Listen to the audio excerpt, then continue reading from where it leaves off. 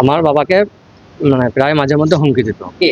পটল মল্লিক, হিরণ মল্লিক, কিরণ মল্লিক এরা মাঝে মধ্যে হুমকি দিত যে তোকে মারবো, মেরে দেবো, এই ধরনের হুমকি দিত।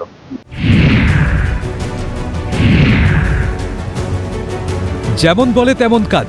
জমিতে ছাগলে ধান খাওয়াকে কেন্দ্র করে ঘটনার সূত্রপাত। লাভপুরের কুসুমগড়িয়া গ্রামে তৃণমূলের গোষ্ঠী সংঘর্ষে মৃত্যু হল তৃণমূল কর্মী আব্দুর রহমান মল্লিকের। মৃতের ছেলের অভিযোগ, তার বাবাকে খুনের হুমকি দিয়েছিলেন স্থানীয় তৃণমূল নেতা মান্নান হোসেন। তার নেতৃত্বেই হামলা চালায় পটল মল্লিক, হিরণ মল্লিক সহ বেশ কয়েকজন। লোহার রড নিয়ে চড়াও হয়ে বেধড়ক মারধর করা হয় বলে অভিযোগ। ছেলের আশঙ্কা, বাবার মতো তাকেও হয়তো খুন করে দিতে পারে মান্নানের দলবল। মান্নানের নেতৃত্বে পটল মল্লিক, হিরণ মল্লিক, কিরণ মল্লিক, সাজিদ আরো অনেকে আমার বাবার উপর চড়াও হয়ে শাবল এবং রড দিয়ে সঙ্গে সঙ্গে পুলিশ কয়েকজনকে অ্যারেস্ট করে। তার মধ্যে হিরণ মল্লিককে অ্যারেস্ট করে, কিন্তু শুনেছি তারপরে হিরণ মল্লিক প্রকাশ্যে খোলামেলা ঘুরে বেড়াচ্ছে। আমরা এখন আতঙ্কের মধ্যে আছি।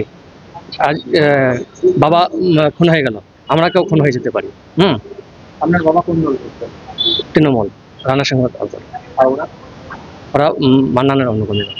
এবার মান্নান এসে গুন্ডা বাহিনীরা এসে ওই ছাগলকে ধান কেন্দ্র করে আমাদেরকে মারতে লাগে। আমাদের 10-12 জনকে মেরেছে। ঘটনাটি ঘটে গত বুধবার। প্রথমে বচসা ও পরে হাতাহাতি। দ্বন্দ্ব এতটাই প্রকট হয়, লাঠি সোটা নিয়ে চড়াও হয়ে একে অপরের উপর হামলা। আশঙ্কাজনক অবস্থায় আব্দুর রহমান মল্লিককে উদ্ধার করে ভর্তি করা হয় বেসরকারি হাসপাতালে। শুক্রবার রাতে মৃত্যু হয় তার। ঘটনার পরেই পটল মল্লিক সহ 5 জনকে গ্রেপ্তার করে লাভপুর থানার পুলিশ। তবে অভিযুক্ত হিরণ মণ্ডল ছাড়া পাওয়ায় আতঙ্কিত মৃত তৃণমূল কর্মীর পরিবার।